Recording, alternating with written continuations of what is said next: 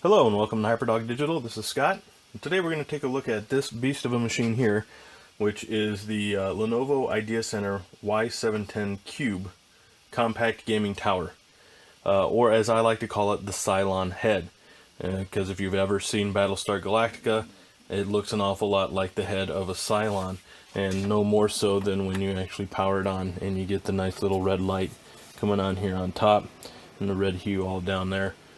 This is another in the line of Lenovo's gaming machines. All of them are pretty distinct by this this nice red cross they got going on here. This is really a machine that it is a desktop, but at the same time it's really made for taking somewhere to play your games, you know, at somebody's house or to a LAN party or some kind of you know, contest or something like that. And it's no more evident to that. Let's power this off real quick. When you look at the top and realize that you have a handle built right into the case. There's not really a whole lot else up here except for some venting, but you also do have a few ports. You do have the power button and a couple of USB ports and headphone and microphone jack. Front, really there isn't much else to look at here except for, you know, the fancy red Cylon eye. The sides have some venting, but not much else. The back is where all the business really seems to happen. And if you take a look back here, we'll go through some of these. Of course, you have your power supply. You have a number of different USB ports of different types. You have your PS2 port for some reason, VGA port, your NIC card or LAN port here, and some other audio ports here as well, but you probably won't use most of those, I imagine.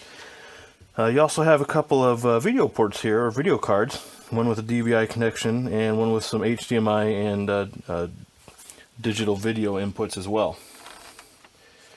Now you can obviously take these cards out if you wanted to, and there are a few thumb screws here. So you are able to pull this out and probably make some configurations changes. I, of course, did not do that on this guy, but so I don't know exactly how configurable it is inside, but you will certainly have some options. Okay, well, performance-wise, this guy is really, I had no problems at all with anything that I was able to throw at it, and I imagine you probably shouldn't, considering it comes with, in all the different models that are available, it comes with an Intel Core i7 7th gen processor, 360 gigahertz with 8 meg cache memory. You can get it up to 32 gig of RAM, and as far as the hard drives go, you can get a configuration with up to 256 gig solid state drive, which would likely be your OS drive, and then a 2 terabyte 7200 RPM drives for your data. It does also have, if we take a look on the back again, we do have an actual NIC card on here, so it doesn't just run by Wi-Fi. And they have something on here called Killer Double Shot Pro, which is basically the LAN and Wi-Fi working together to give you a faster network performance, which of course is great whenever you're playing online. It does come with Windows 10 Home 64. You can get up to an NVIDIA GTX 1080 Founders Edition graphics card. Some of the lower versions of this come with a slightly lower graphics card, like a GTX 1070, but still does really good. There's about 3 different models you can choose from that start at just about $2,000 and can go up to just over $3,000. So you're definitely going to be putting a little bit of money in this, but you're going to be packing some pretty good power on it.